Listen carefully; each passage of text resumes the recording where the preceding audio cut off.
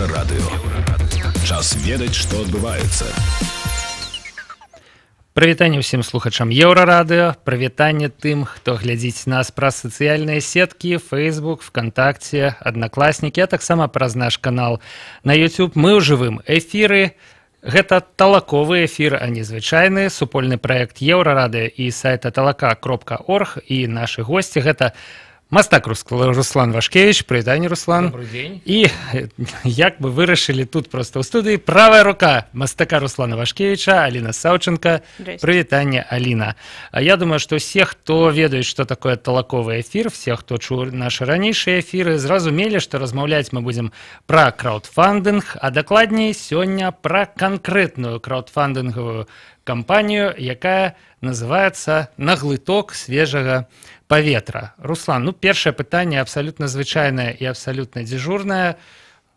На што вы збіраеце грошы, ці не збіраеце? Карацей, чым сутнасць проекта?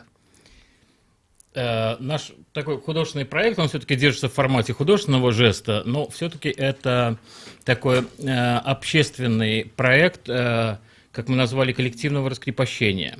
И направлен он не на сбор денег, а на объединение наших усилий по добавлению свободы в это пространство, в котором мы живем. Дякую Богу. Вы отказывали на пытание, и вы сели так да, и вы кажете раскрепощение, да, и руками развели. Все, добро, отбылося, уже крышечку лепш. Прабачце, што перабіў, але не мог не адзначыць эту штуку. Тут у нас усё непасрэдна. Раскрепощаемся разом со слухачами Еврорадио и нашими гостями. Слушайте, это краудфандинг-проект и арт-проект? Таким чином? Для нас это арт-проект. Мы просто используем платформу краудфандинга и талаки в этом смысле как площадки для самоорганизации активных персонажей нашего поля. И используем их эту технологическую базу для того, чтобы попробовать самоорганизоваться на других каких-то принципах. Потому что в чисто художественном поле этих заданных форматов их стало как-то недостаточно, или они стали быстро повторяться. Хочется находить новые способы, новые моменты, новые мотивации для людей и участников. Иначе говоря, мы собираем не деньги, а собираем героев, собираем истории, собираем подвиги и делаем это на талаке. 74 на дадзены момант ужо ёсць героі, я так разумею. Незвычайнасць гэтай кампаніі ў тым, што ахвяраваць можна. Звычайно, есть выбор. 5 рублёў, 10 рублёў, за 500 рублёў увогуле, шалёныя прызы і ўдзел у праекце. А тут толькі 1 рубель. 1 рубель можна ахвяраваць. Чаму вы вырашылі, што будзе так? Чаму не 50 копеек? Чаму не 2 рубли?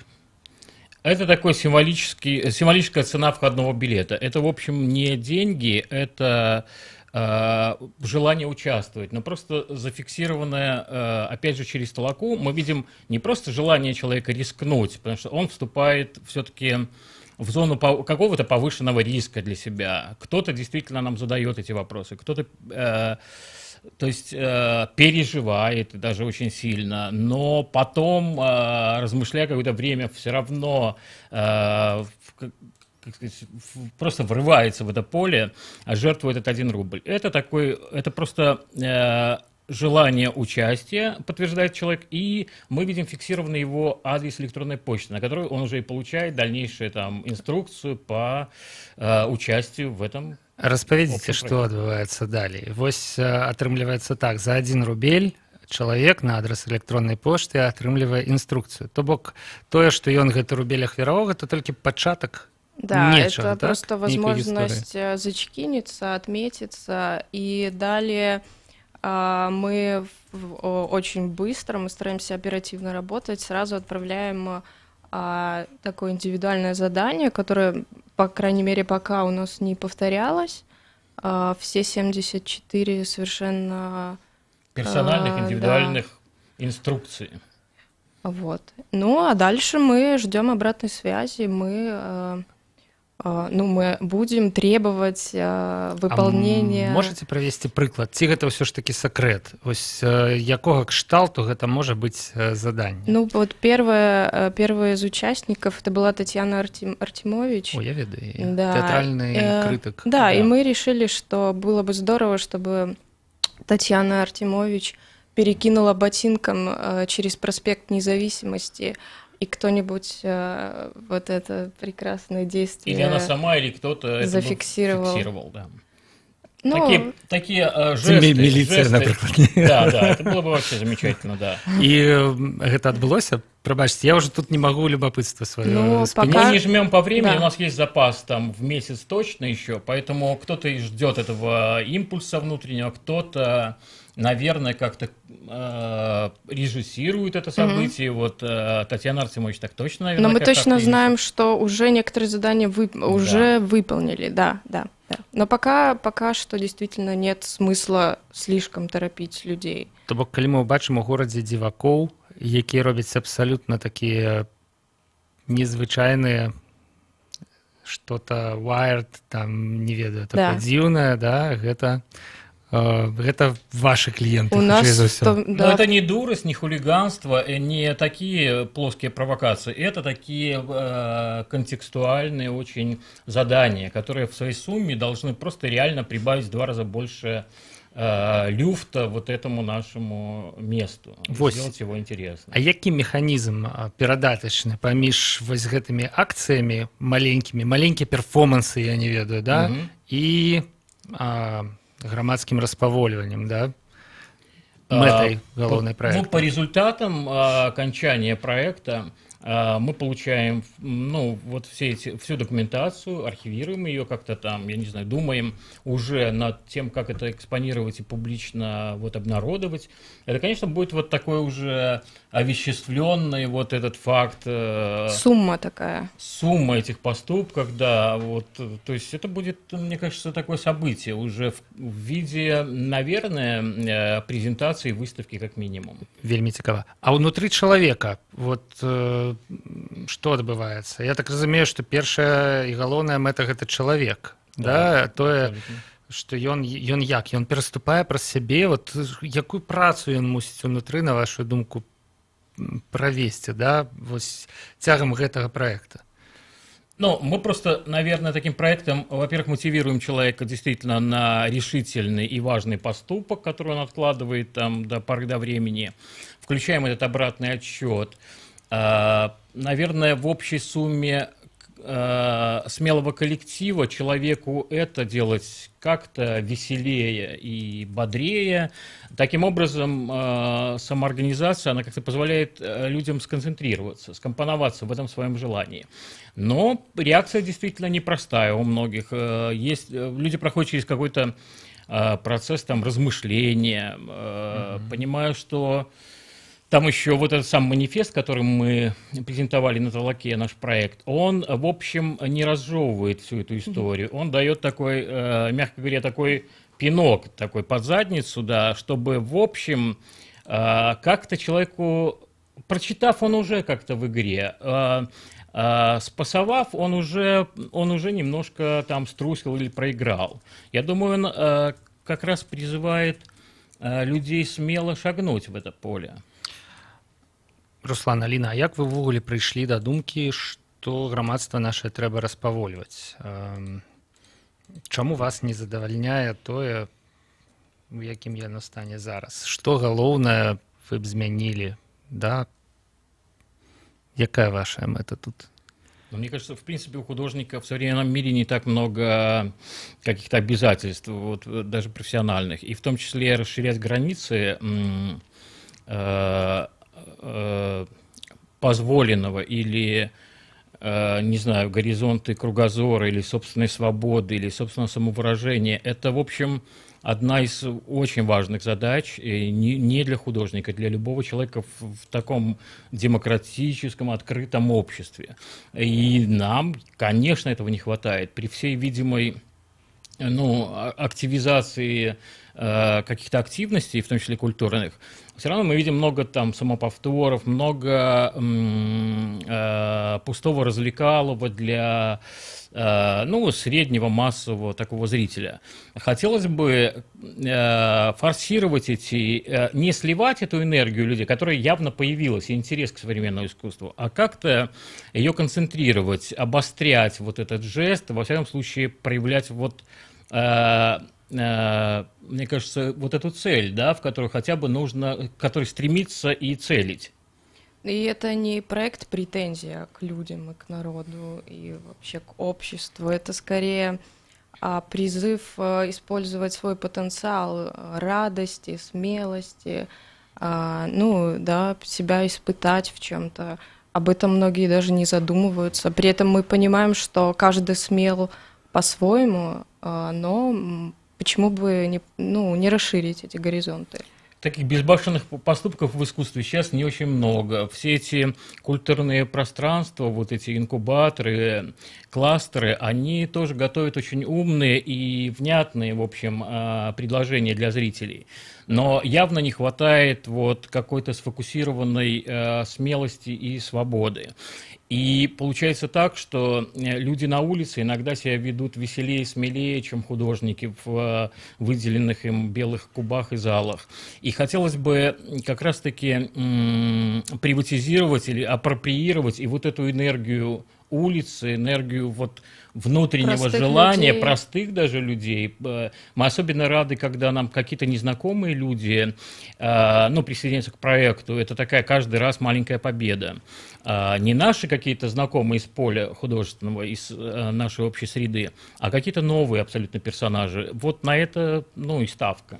А як вы придумываете гэтае заданне? Дзе чэрпаеце натхненне? То бок, у прынцыпе, придумаць 74 таких задание, як перакінуць туфлям, ботам проспект, это, на мою думку, не так-то и просто. У нас этих заданий гораздо больше, чем 74. Вот вы подрихтовались, да? Да, во-первых. Да. Во-вторых, мы... И потом каждое сделанное задание, оно как раз является вызовом и нам самим. Раз люди, их не смущает вот эта сложность или экстремальность, радикальность жеста, значит, можно как-то добавлять этого градуса. И в целом это такая, в общем, пружина, которая хорошо сжимается, и что даст она на выходе, нам самим теперь дико интересно. А у вас вельмі класныя прыклады, у прынцыпе, пералічаныя у самім апісанні праекта, да? Тут ёсць ці ты калі-небудзь шчыкаў за дупу амапаўца, ці скокаў з воданапорнай вежы. Мы не заклікаем зараз нікога. Не паўтарайце те, што... О, все. Добра, што я не дачытаў да пытання, ці спальвалі вы масты, шаноўныя людзі. Мы сыходзім на кароткі перапынак, на выпуск навінаў і музычную паўзу. Пасля, праз некалькі хвілінаў, мы вернемся ў студыі Еўрарадыё да Руслана Вашкевіча і да яго правай рукі Аліны Саўчанка. Заставайцеся з намі. Революция.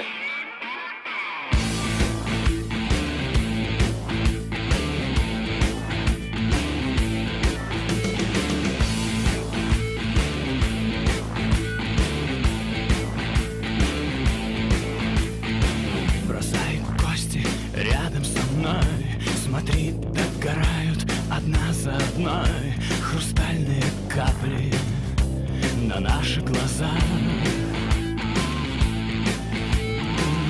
Мир тесен, гриф как цевья, вырез по телу, но режет плеча. Такая свобода скрипит на зубах.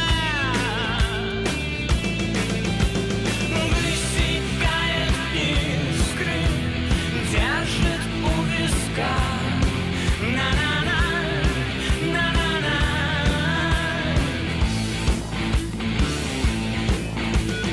Не оставим чистым, мажет черная революция.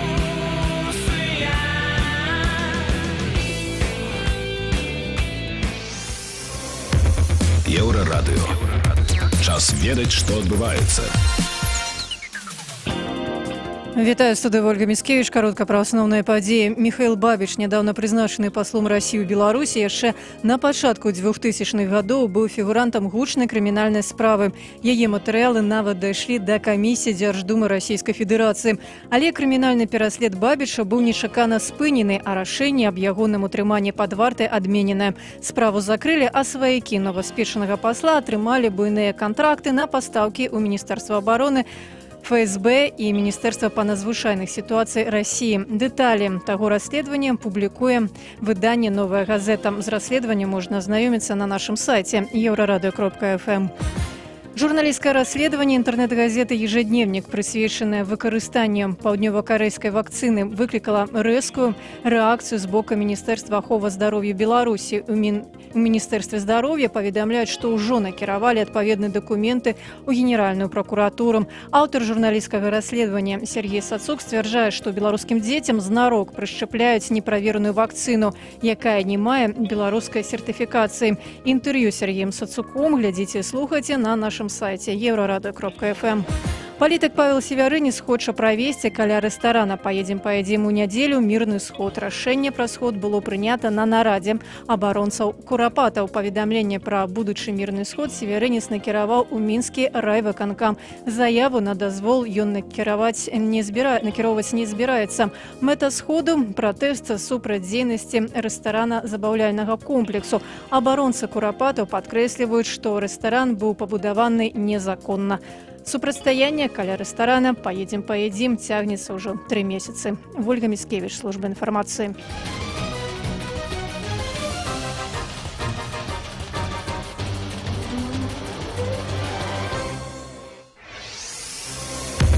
Еўрарадыё. Час ведаць, што адбываецца. Прывітанне ўсім слухачам і гледачам Еўрарадыё. Мы па-ранейшаму ў студыі ў жывым эфіры вяртаемся да нашага талаковага эфіра сумеснага праекта Еўрарадыё і краўдфандынгавай платформы talaka.org. Госці нашай студыі гэта мастак Руслан Вашкевіч і правая рука мастака Аліна Саўченка. Яшчэ раз прывітанне, Руслан, Аліна. Всем привет. Мы размаўляем пра краўдфандынгавую кампанію, якая называецца «На глаток свежага паветра». За хвіліначку літаральна перакажу, пра што мы размаўлялі ў першай частцы. Усяго 1 рубель, ні больш, ні менш трэба ахвяраваць, каб паўдзельнічаць у гэтай краўдфандынгавай кампаніі. Яна прысвечаная грамадскаму распавольванню. За 1 рубель вы атрымаеце на электронную пошту персанальную інструкцыю, як мы высветлілі, там будзе заданне, паводле якога вы мусіце зрабіць свой акт свабоды, задакументаваць і выслаць вынік.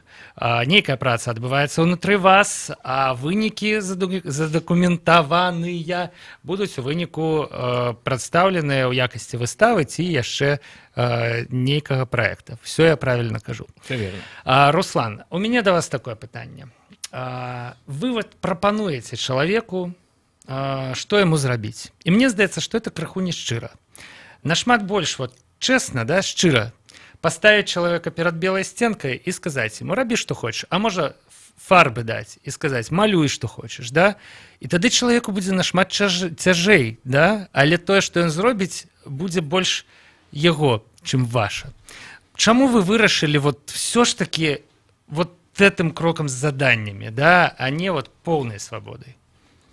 Ну, во-первых, мы все-таки режиссируем такой большой проект и понимаем, какие границы примерно будут описаны вот этими жестами. Потом, конечно же, и вопросы такие ответные нам есть. У нас же есть обратная связь с нашими всеми участниками. Импровизация не только позволяется, она приветствуется. В качестве отдельных заданий у нас есть прописанные инструкции по поводу собственного безумства придуманного и его осуществления. Или добавление в проект еще там 10 каких-нибудь невероятных там инструкций или привлечение там добровольцев к нашему проекту. Поэтому как бы степень свободы там абсолютно огромная. Но как кураторы проекта, а для нас это все-таки художественный проект, это все-таки не социальное явление. Что мы рады, если это выльется просто на улице и станет ежедневной практикой вот, людей. Это запускается как вирус, в принципе, как эпидемия, и мы хотели бы заразить этим не только участников, а, в общем, всех случайных свидетелей. Вот. Поэтому как-то как кураторам пока, как руководителям такого кураторского проекта нам важно сохранять все-таки очертания этого неконтролируемого процесса. Да, ну и эти инструкции лучше, наверное, понимать как подсказки, а не как какие-то как толчок, строгие вот как вот этот вот назидания. пинок под задницу, который мы говорили, вот который как-то... Мы совершенно были бы не против, если бы человек какой-то альтернативный свой вариант, наверное, Абсолютно. да, прислал и сказал, нет, ваше задание так себе, мы тут додумались вообще до То бок полного тэарэтычна улета. магчымая і такая сітуацыя, што чалавек атрымае пусты ліст ад вас. І вот ён такі бачыць белы там экран, да, перед собой и думает, блин, что ж мне треба зрабіць и задокументовать. Вот нормально, да, это же уже такой вызов, да, человеку самому. Мы были бы рады такому непослушанию в том числе. Ну, абавязковае пытанне, якое таксама задаецца на талаковых эфірах, все ж таки нейкую суму грошай вы збярэце. Ну, на дадзены момант гэта 74 рублі, але памятаем, што ахвяруецца толькі 1 рубель. Вельмі пераканаўча выглядае лічба ў 7400 адсоткаў, на якія выкананы план проекта. Ну, допустим, это будет там, не ведаю, 200-300 рублёў, да, там, ну, дарэчы, на якую колькасць удзельнікаў разлічваеце вы? Если у нас будет 100 участников, это уже программа минимум армия. выконанная, так? Нет, на самом деле мы вообще не ставили никаких рамок, даже в этом случае. Понимая, что в Не стране имей 100 рублей, а живут имей 100 миллионы друзей. людей, да, хотелось бы, чтобы это была максимально большая цифра. Хотя мы рады каждому Да. там, каждый плюс один, Абсолютно. и это для нас уже такой, Счастье. да, Счастье. маленькая удача. Один акт свободы. І Да, гэта это немало, калі да. падумаць, да? Да. Ну, добра, 100 рублёў, да, вось куды яны пойдуць? Ці ёсць нейкі план? Как вариант, конечно, все равно будет готовиться действительно проект выставочный, и это деньги, которые вообще будут незаметны в общих каких-то тратах. Не знаю, что это будет там. Экспликации, распечатки, может быть... Мониторы, да, какие-то видео. Ну, в общем, мы найдем на что их потратить. Ну, или прогуляем где-нибудь. Да, пропьем на кофе, да. Нормально. Вот тут я таксама падтрымліваю. Скажите, а вось ваши апошнія такія незвычайныя, нечаканыя жэсты, акты свабоды, якімі яны былі? То бок, вось вы прапануеце іншым людзям? Что вы рабілі такого? И ну, собственно, да, это это же такое следствие из наших практик до этого. Практик таких сопротивления, опытов свободы и собственного неповиновения, ну, заготовленным этим нашим правилам. И поэтому тут что не взять, и северный полигон на мусорной свалке, которым мы заканчивали год культуры, пригласив на эту мусорку гигантскую всех, как говорят теперь, акторов независимого художественного поля, и накрыли там замечательный праздничный стол среди этой вони, грязи, ворон, гастарбайтеров из Бангладеша. Это было... Не стыдно было прожить этот стыдный год культуры, чтобы так его закончить. Теперь подчас чумы у вас был. Да, да, это было, да, замечательно. Потом, наверное, были такой очень важный антихудожественный наш выезд, проект со слепыми на Венецианскую биеннале, куда мы привезли слепых зрителей для того, чтобы тестить и сканировать вот это пафосное современное искусство на внутренние смыслы, чтобы убедиться в том, что они есть, или разоблачить искусство в том, что давно там ничего уже нету. И, в общем, нам этот эксперимент просто какой-то феноменальный, космический для нас удался, и нам самим стало проще и яснее жить. И по-человечески, как художникам. Потом, наверное, был важный проект в Бресте «Конь в пальто», где мы участвовали уже по отмене границ в пограничном городе, в пограничном музее, музей контрабанды. где вот эти вот, значит, пиратские все артефакты застревают на вечное хранение и экспонирование, с каждой со своей криминальной историей. То есть вот этот акт трансгрессии, перехода границы, так важный в искусстве, он подтвердился там еще и самим фактом ну вот, специализации этого музея. И было очень важно, и получилось очень очевидно проявлено это там показать. Я думаю, что последний это был вот проект «Павильон», да, на Арт-Минске во Дворце искусств, когда Белгазпромбанк в очередной раз делает такое массовое гуляние на поле современного искусства, даже с приглашением иностранных кураторов. Но все равно пока это такие робкие попытки как-то выдрессировать вот это цирковое пространство художественное, а не выпустить реальные какие-то силы спящие. А мы как раз-таки попробовали выступить среди красоты больших и пафосных картин и арт-объектов с критическим проектом, показав там 2 магазина, торгующих китайскими шмотками и медом, среди всего этого эстетического пиршества. Ну, мы, в общем, укол, показали как упрек реальные будни этого дворца, да, который всем известно, что выживает или живет именно вот этими ярмарками меда и шубоманиями вот этими. Короче, вот эта практика, она такая естественная и важная, а в наших условиях отсутствия арт-рынка, она единственно честная, получается.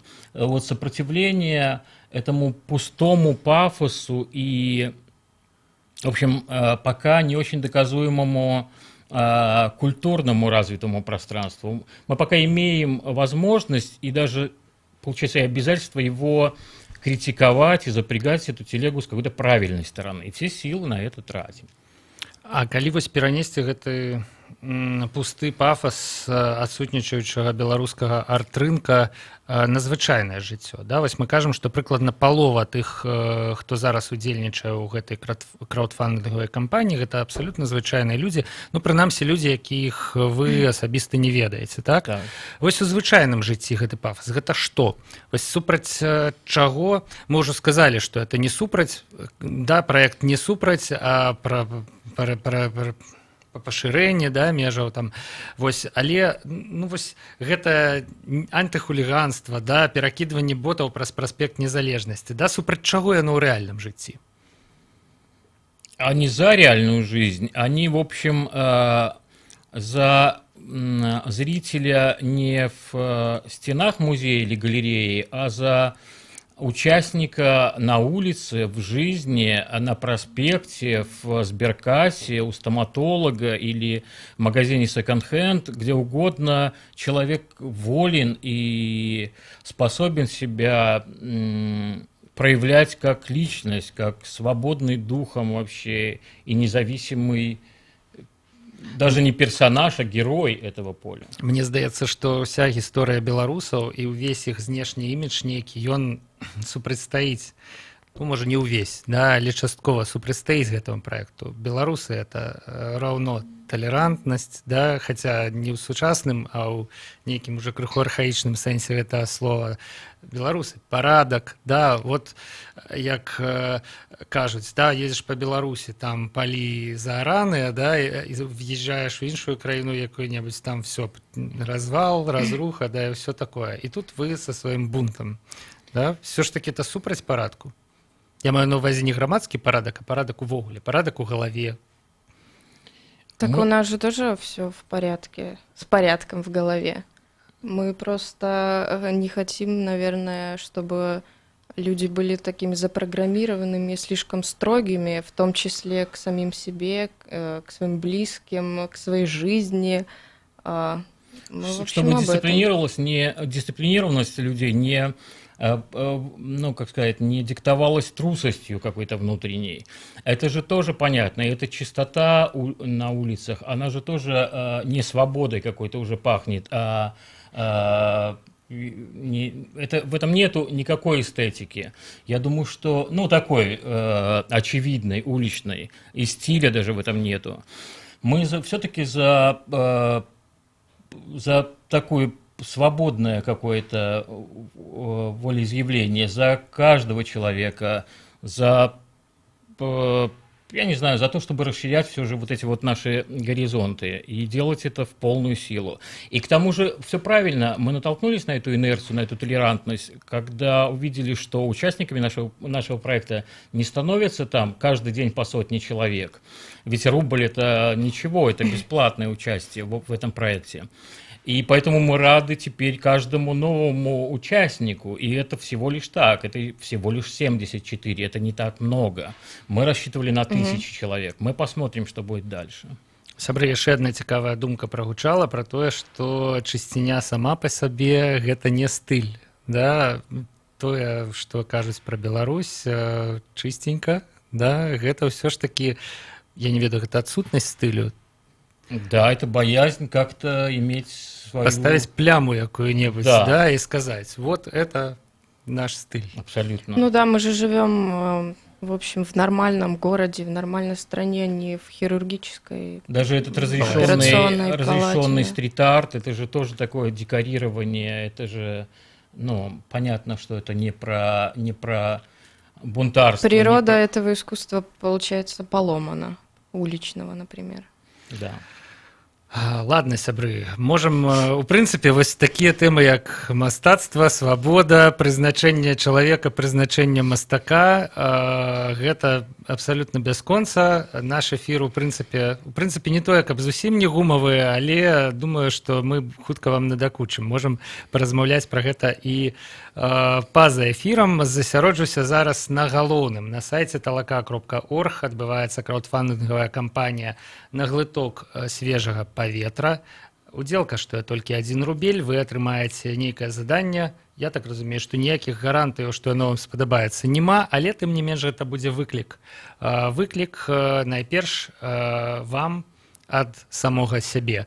Калі вы зможаце зрабіць, перакрочыць, набрацца смеласці, перакрочыць свой страх, да, гэта будзе акт свабоды. Я думаю, што гэта застанецца назаўжды з вами, гэта застанецца ў выставе, якую Руслан Вашкевіч і Аліна Саўченка, ну, не только пабяцаюць, але збіраюцца, да, падрыхтаваць па выніках краудфандынгавай кампаніі. talaka.org, 1 рубель і галоўнае выпрабаванне, ну, не ведаю, гэтага года, апошніх дзён лета, як пожадаеце. Руслан, Алина, дзякую вам за гэтую размову. Присоединяйтесь, вы потом будете собой гордиться.